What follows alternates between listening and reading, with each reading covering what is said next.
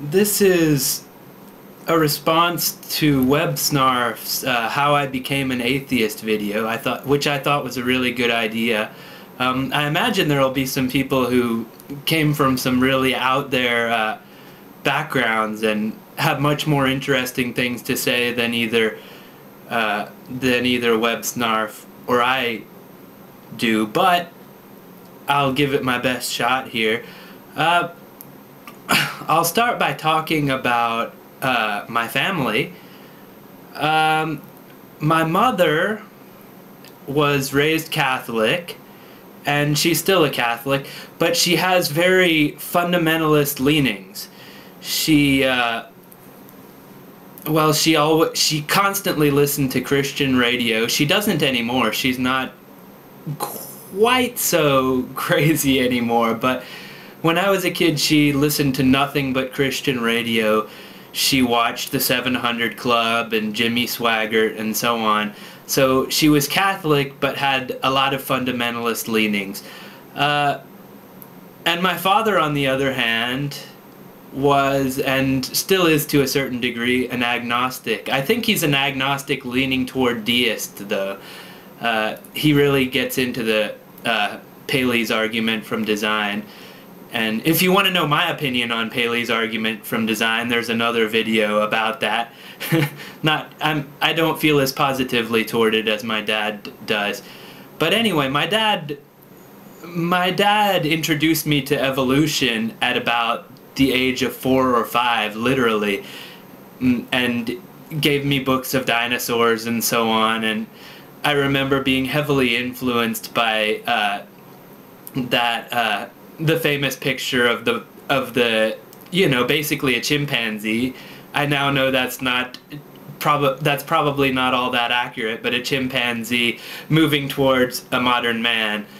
I do have issues with that picture because I think it gives people a couple of bad ideas. One is that we came from chimpanzees, and the other is that evolution is progressing. Evolution is always moving forward and moving towards some goal. I think that picture inspires that kind of mistaken impression in a lot of people. But anyway, that's neither here nor there. Anyway, at the same time, though, my mom, due to her Christian radio and Christian TV influences, told me offhand that evolution was bad. But I didn't really know what she meant by that, and the picture made an awful lot of sense, you know?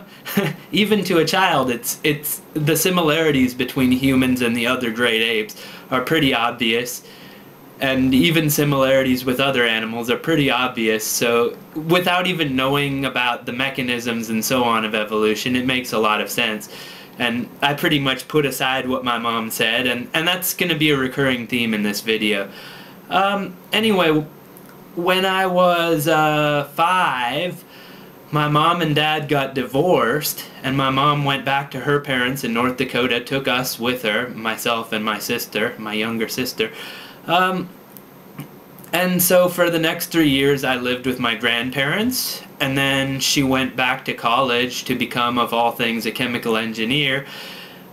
And then after that, I went to Texas, and my middle school years and high school years were spent in Texas. The next part of my story, I guess, the next most appropriate place to take my story is when I was in 8th grade, I think. Well, the summer of 8th grade. It was actually year-round schooling, so I can't really say the summer after 8th grade. I have to say the summer in the middle of 8th grade, but I went to a Christian camp, again at my mom's urging, and there I met some people who,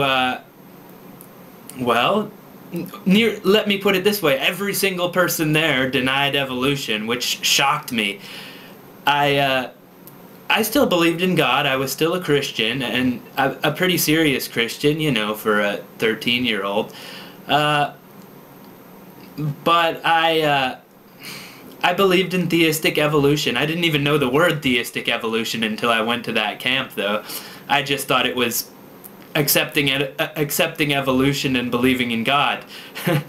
But when I mentioned that to these kids, they were just shocked, and made an awful lot of fun of me. But one of them, I believe he had the same name I do, which I won't say here. Probably you can figure it out by looking at my profile.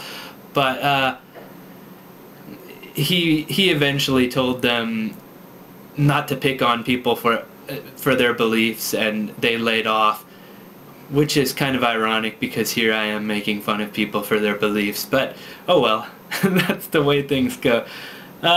Anyway, I even at that point, though, I didn't really understand the implications of what creationism really meant. I figured, well, of course the Earth is old. They believed the Genesis account, but I didn't think it went so far as to actually try and date it to, 6,000 or 7,000 years ago.